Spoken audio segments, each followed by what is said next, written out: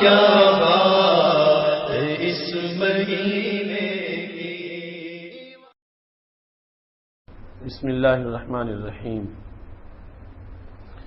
رب اشرح لی صدری ویسر لی امری واحلل عقدۃ من لسانی یفقہوا قولی۔ احمدک اللہم یا مجیب کل سائل، والصلاة والسلام علی من هو افضل الوسائل، وعلی آلہ واصحابہ ذوی الفضائل، اما بعد فاعوذ باللہ من الشیطان الرجیم، بسم اللہ الرحمن الرحیم۔ مولاي صل وسلم دائما ابدا على حبیبک خیر الخلق کلہم۔ الصلاة والسلام علیک یا سیدی یا رسول اللہ وعلی آلک واصحابک یا حبیب اللہ۔ اللہ تبارک و تعالی جل جلالہ وعم نوالہ واتم برہانہ وعظم شانہ کی حمد و ثنا، اور حضور سرور کائنات مفخر موجودات زینت بزم کائنات دستگیر جہاں غم گسار زماں سید سروراں حامی بے کساں قائد المرسلین خاتم النبیین احمد مجتبیٰ جناب محمد مصطفیٰ صلی اللہ علیہ وآلہ وصحابہ وبارک وسلم کے دربار گہر بار میں ہدیہ درود السلام عرض کرنے کے بعد، معزز و محتشم ناظرین، رب ذوالجلال کی فضل اور توفیق سے آج ماہ رمضان المبارک کا عشرہ مکمل ہو رہا ہے۔ رحمت کا عشرہ رحمتیں لٹاتا ہوا ہم سے رخصت ہو رہا ہے۔ آج فضائل رمضان پروگرام میں ہمارا موضوع ہے روزے دار کے منہ کی خوشبو۔ میری دعا ہے خالق کائنات جل جلالہ ہم سب کو قرآن و سنت کا فہم عطا فرمائے اور قرآن و سنت کے ابلاغ و تبلیغ اور اس پر عمل کی توفیق عطا فرمائے۔ معزز ناظرین، ہر چیز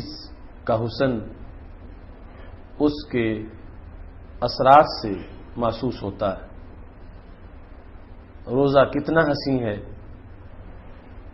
اس کا حسن اس سے پتہ چلے گا کہ روزے کے آثار میں کتنا حسن ہے۔ بخاری شریف میں ہے، رسول اللہ صلی اللہ علیہ وسلم کا فرمان ہے، والذی نفسی بیدہ لخلوف فم الصائم اطیب عند اللہ من ریح المسک۔ وہ ذات جس کے قبضہ قدرت میں میری جان ہے، مجھے اس ذات کی قسم، روزے دار کے منہ کی خوشبو اللہ تعالی کے ہاں کستوری سے زیادہ پسندیدہ ہے۔ رسول اللہ صلی اللہ علیہ وسلم کا یہ فرمان مسلم اور نسائی میں اس طرح ہے، اطیب عند اللہ یوم القیامہ، قیامت کے دن روزے دار کے منہ کی خوشبو اللہ تعالیٰ کے نزدیک کستوری سے بھی زیادہ پسندیدہ ہوگی۔ ایسے ہی سید عالم نور مجسم شفیع معظم صلی اللہ علیہ وسلم کا فرمان ہے، آمرکم بالصیام، اے میری امت میں تمہیں روزے کا حکم کرتا ہوں، فإن مثل ذلك مثل رجل فی عصابہ، روزے کی مثال جب کسی نے روزہ رکھا ہوا ہو ایسے آدمی کی طرح ہے جو کسی گروہ میں موجود ہو اور معه سرہ فیہا مسک، اس کے پاس ایک تھیلی ہو جس تھیلی میں کستوری ہو، تو سب کو ہی وہ بندہ اچھا لگتا ہے اور پتہ چلتا ہے کہ اس کے پاس خوشبو موجود ہے۔ ایسے ہی رسول اللہ صلی اللہ علیہ وسلم ارشاد فرماتے ہیں کہ روزے دار خوشبو والا ہے اور اس شخص کی طرح ہے جس کے پاس پورا تھیلا کستوری سے بھرا ہوا۔ یہ ارشاد فرمانے کے بعد سید عالم نور مجسم شفیع معظم صلی اللہ علیہ وسلم اپنی امت کے لیے روزے کی عظمت کو اجاگر کرنا چاہتے ہیں۔ اصل میں خلوف اس بھینی بھینی رمق اور خوشبو کو کہا جاتا ہے جو پچھلے ٹائم روزے دار کے منہ میں پیدا ہوتی ہے۔ جب اس کا معدہ خالی ہو جاتا ہے تو اس کے منہ میں ایسی خوشبو پیدا ہوتی ہے۔ رسول اللہ صلی اللہ علیہ وسلم نے روزے دار کو جو رب کا قرب حاصل ہے اس کو بیان کرنے کے لیے یہ بتایا، یہ مجاز استعمال کیا کہ روزے دار اللہ کا اتنا قریبی بن جاتا ہے کہ اس کے روزے دار اللہ کا اتنا پسندیدہ ہوتا ہے کہ اس کے منہ کی جو بو اللہ تعالیٰ کو کستوری سے زیادہ اچھی لگتی ہے۔ چونکہ اطیب کا لفظ استعمال کیا جس میں تفضیل ہے، یعنی برابر نہیں، روزے دار کے منہ کی خوشبو کستوری کے برابر نہیں اللہ کے نزدیک، بلکہ کستوری سے زیادہ افضل ہے۔ یہاں پر یہ بات بھی ذہن میں رکھنی چاہیے کہ خوشبو سونگھنا یہ انسانی احساس ہے یا حیوانی احساس ہے، اللہ تعالیٰ اس سے پاک ہے۔ تو یہاں اللہ تعالیٰ کے نزدیک اطیب ہونے سے مراد یہ ہے کہ خوشبو کو بندہ اپنے قریب کرتا ہے، پسند کرتا ہے، تو ذکر اس کا کیا گیا کہ اللہ تعالیٰ کے نزدیک یہ خوشبو کستوری سے بھی زیادہ پسندیدہ ہے۔ مطلب کیا تھا کہ اتنا تم کستوری کو اپنے قریب نہیں کرتے اور کستوری کو اے بندو تم اتنا پسند نہیں کرتے جتنا کہ رب ذوالجلال اس روزے دار کے منہ کی اس بو کو پسند کرتا ہے اور اسے اپنا قرب ادا فرماتا ہے۔ یہاں پر جب اس کو حدیث شریف میں رسول اللہ صلی اللہ علیہ وسلم نے یہ قرار دیا کہ ایسی خوشبو ہے جس طرح کے کستوری تھیلے میں ڈالی ہوئی ہو، تو کچھ لوگوں کا اس خوشبو کے بارے میں یہ خیال تھا کہ خلوف سے مراد واقعی کوئی خوشبو نہیں ہے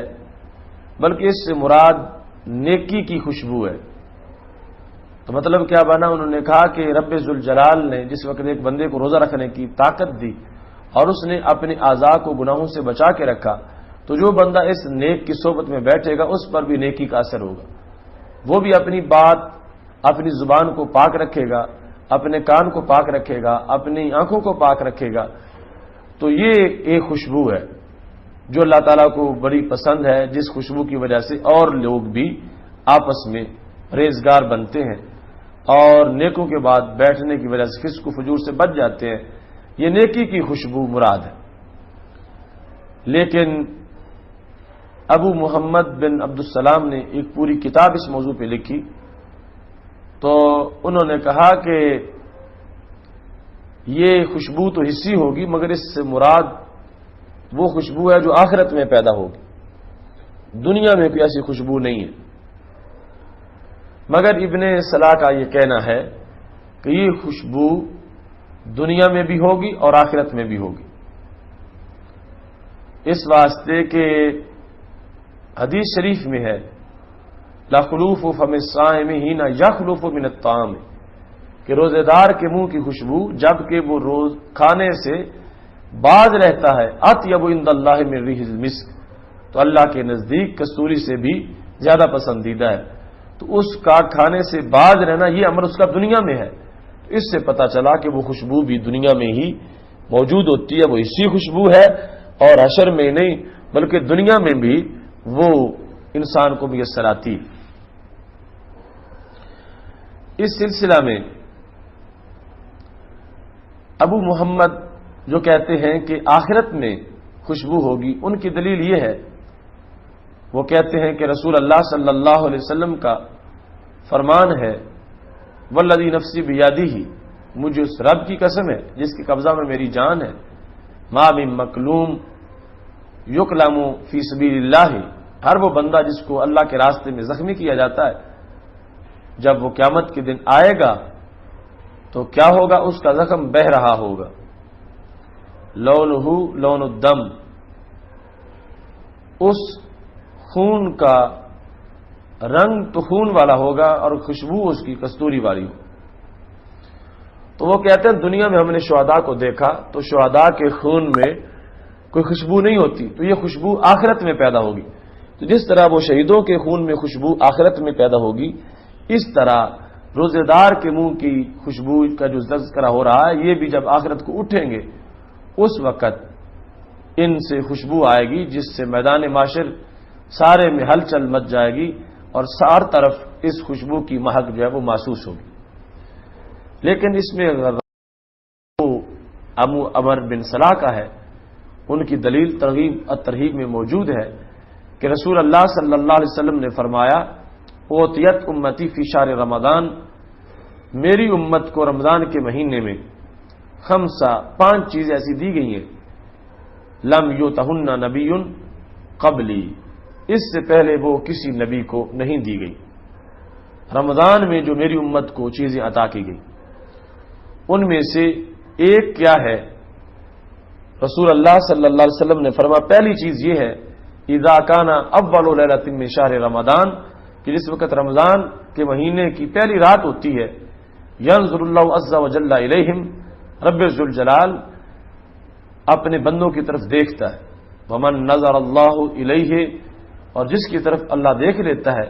لم يعذبہ ابدا، اس کو خالق کائنات جل جلالہ پھر عذاب نہیں دیتا۔ دوسرے نمبر پر اس حدیث شریف میں ہے جو اس امت کی خواص میں سے ہے، فرمایا ان خلوف افواہہم حین یمسون اطیب عند اللہ من ریح المسک، رسول اللہ صلی اللہ علیہ وسلم نے فرمایا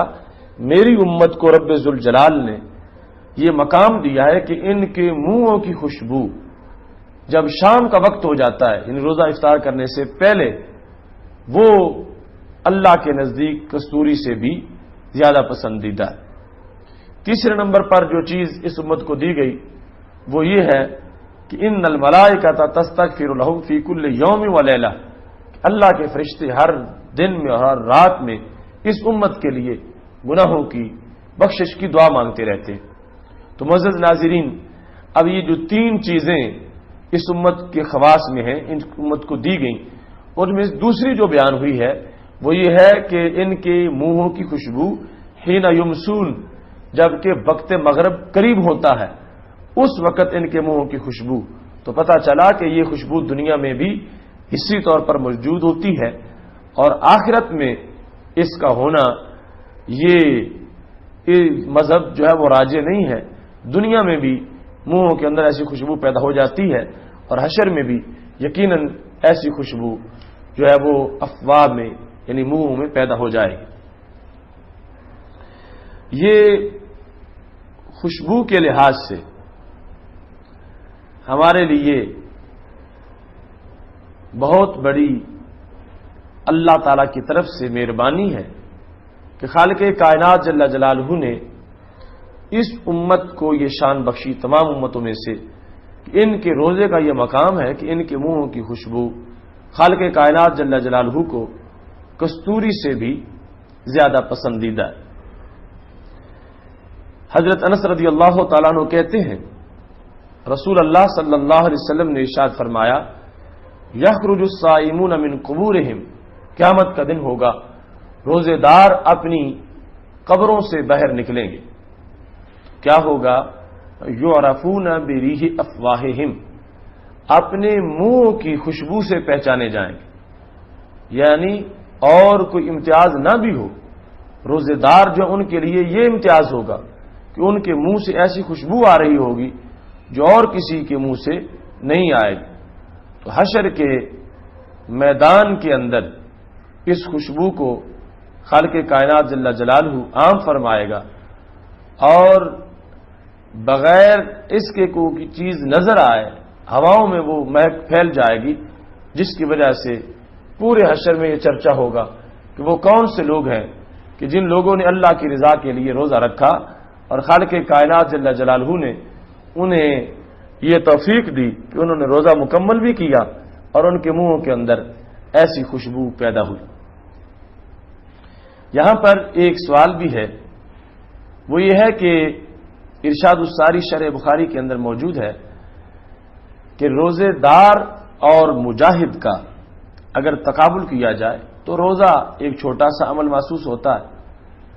جہاد کے مقابلے میں، بالخصوص وہ مجاہد جو اپنی جان دے دے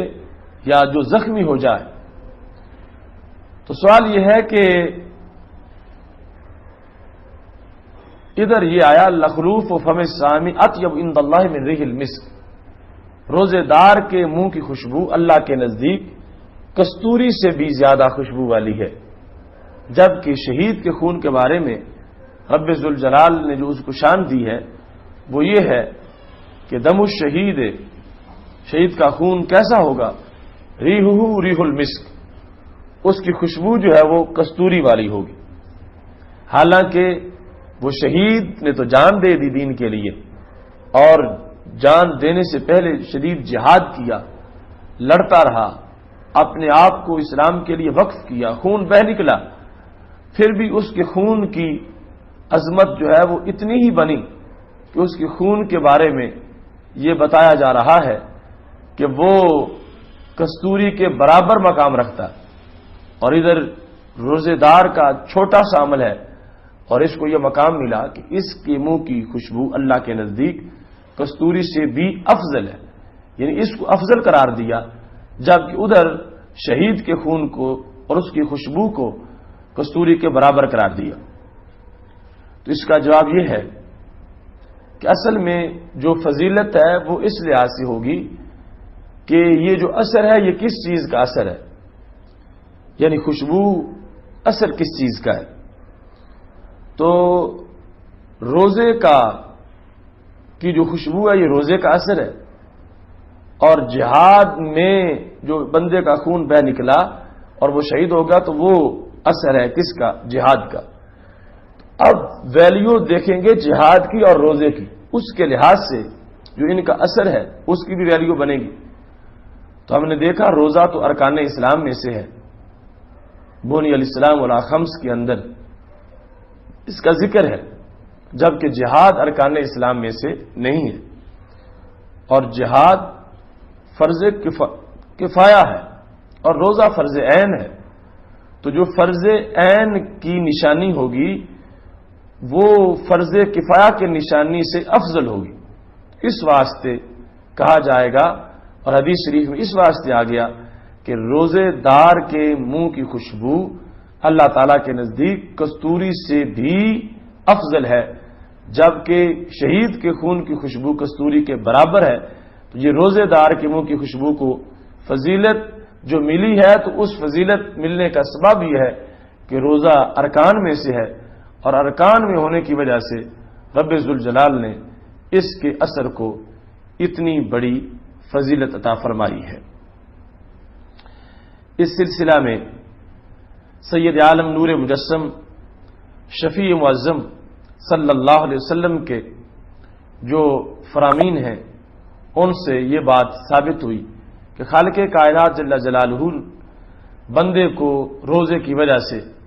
اپنا خاص قرب دیتا ہے، اور اس قرب کی وجہ سے یہ اس کے اندر قرب کی ایک علامت پیدا ہو جاتی ہے۔ اس سلسلہ میں مسواک کے لحاظ سے بھی امام شافعی رحمۃ اللہ علیہ اور احناف کا آپس میں اختلاف ہے۔ امام شافعی کہنے لگے کہ پچھلے وقت مسواک کرنا حالت روزہ میں جائز نہیں ہے، زور کے ٹائم، عصر کے ٹائم، مغرب کے وقت۔ کیوں؟ وہ کہتے ہیں جو اثر پیدا ہو گیا تھا منہ میں اور خوشبو جو کستوری سے بھی زیادہ پسندیدہ تھی، اب مسواک کریں گے تو وہ اثر زائل ہو جائے گا، تو اس کو برقرار رکھنا چاہیے۔ جس طرح کہ شہید کے خون کو دھویا نہیں جاتا کہ وہ شہادت کا اثر ہے، اس کو برقرار رکھا جاتا ہے، تو یہ روزے دار کے منہ کے اندر جو خوشبو بن گئی ہے روزے کی وجہ سے، اس کو بھی برقرار رکھنا چاہیے، اس کو مسواک کر کے ختم نہیں کرنا چاہیے۔ ہدایہ میں اس بات کا جواب دیا گیا کہ یہ قیاس جو امام شافعی رحمۃ اللہ علیہ کر رہے ہیں یہ قیاس مال فارق ہے، یہ درست نہیں ہے، اس واسطے کہ یہ جو منہ میں خوشبو پیدا ہوئی یہ اثر ہے عبادت کا، اور ادھر جو شہید پر خون ہے وہ اثر ہے ظلم کا۔ تو عبادت میں اور ظلم میں فرق ہے۔ عبادت کے لائق یہ ہے کہ اس کو چھپایا جائے، عبادت میں اخفاء جو ہے وہ افضل ہے، جبکہ اثر ظلم کو چھپانا یہ ضروری نہیں ہے اور نہ ہی افضل ہے، ظلم کے اثر کو چھپایا نہیں جاتا۔ تو اس واسطے شہید کا جو خون ہے اسے تو نہیں دھویا جائے گا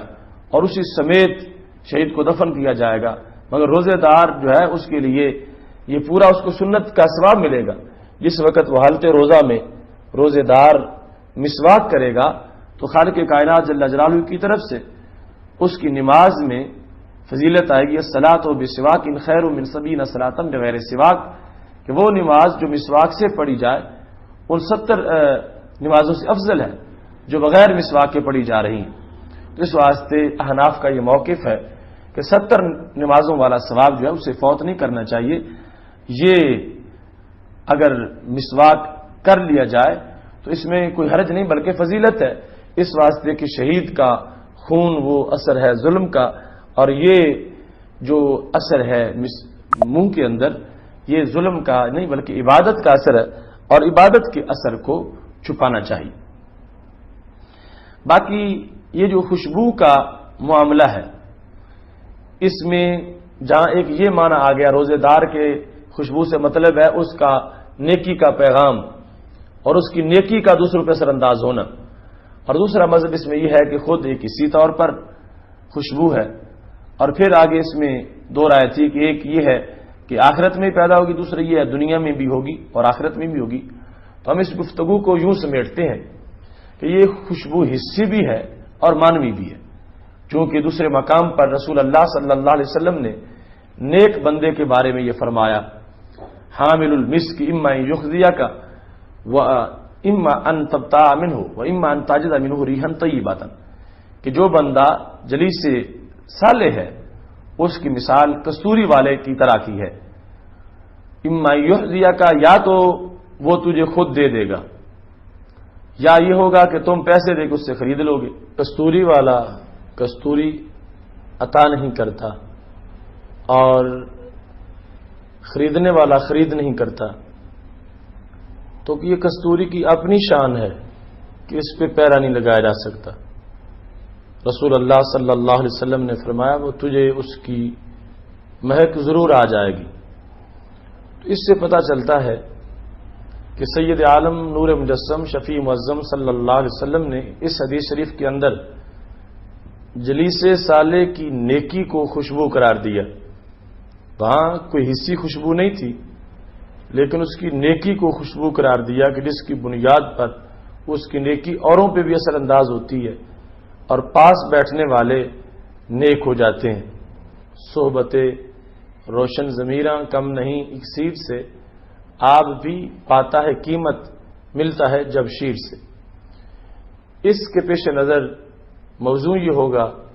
کہ یہ مانا جائے کہ روزے دار کی خوشبو دونوں طرح کی ہے، غیر حسی یعنی اس کی نیکی کا نور اور اس کی نیکی اور پارسائی کا رنگ، یہ بھی یقیناً ہے اور یہ رب ذوالجلال کو بڑا پسند ہے۔ اس کے ساتھ حسی طور پر خوشبو ماننا وہ بھی اس حدیث کا تقاضا ہے، چونکہ بیک وقت دونوں معنی تو مراد لیے نہیں جا سکتے، حقیقی اور مجازی، لیکن عموم مجاز کے لحاظ سے یہاں پر ہم ایک کلی معنی کے لحاظ سے دونوں افراد کو مراد لے سکتے ہیں، اور مطلب یہ ہوگا کہ حسی رنگ بھی میسر ہے، حسی خوشبو بھی اس کو حاصل ہے، جس کی وجہ سے وہ قیامت کے دن بھی اور دنیا میں بھی دونوں جگہ اس خوشبو کی ایک ویلیو ہے، اور دونوں جگہ ویلیو ہونے کا مطلب یہ بنے گا کہ آج دنیا میں روزے دار آج بھی اللہ کو پیارا ہے اور کل قیامت کے دن بھی وہ اللہ کو پیارا ہوگا. چونکہ خوشبو کو قریب کیا جاتا ہے تو خوشبو والے کو بھی قریب کیا جائے گا. مقصد یہ ہوگا کہ روزے دار دنیا میں بھی رب ذوالجلال کا قرب پانے والا ہے اور عقبہ میں بھی رب ذوالجلال کا قرب پانے والا ہے. اس تناظر میں ہمارے لیے یہ ضروری ہے کہ ہم ماہ رمضان المبارک کے روزے کا بھرپور اہتمام کریں کہ یہ حصی طور پر ایک ایسے اثر کو جنم دیتا ہے جس سے بندے کو خالق کائنات جل جلالہ کے دربار میں پسند کر لیا جاتا ہے اور اس کو رب ذوالجلال کا قرب میسر آ جاتا ہے اور خالق کائنات جل جلالہ اس انسان کو اپنی طرف سے اپنی پسند سے نواز دیتا ہے. تو یہ نماز یا حج یا زکوٰۃ یا جہاد کے مقابلے میں ایک امتیازی حیثیت ہے روزے کے اندر کہ جس کی اس انداز کی خوشبو کو خالق کائنات جل جلالہ نے اپنے لیے یوں پسند کیا. اور اس کا ماقبل اس حدیث شریف کا یہ ہے خالق کائنات فرماتا ہے یادہ تامہ و شہوتہ لاجلی، اس نے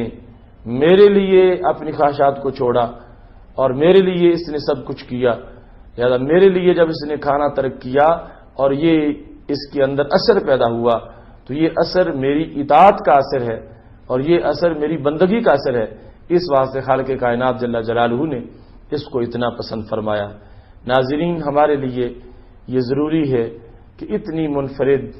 اور اتنی مہک سے لبریز عبادت وہ روزہ ہے اور آج ہمیں اس کی توفیق حاصل ہے اور اللہ کے فضل و کرم سے روزانہ ہم روزہ رکھ رہے ہیں اور ایک عشرہ اسی بڑی میٹھی اور خوشبو والی عبادت سے ہم نے اپنے آپ کو معطر کیا ہے. میری دعا ہے رب ذوالجلال آج بھی اور میدان حشر میں بھی رب ذوالجلال ہمیں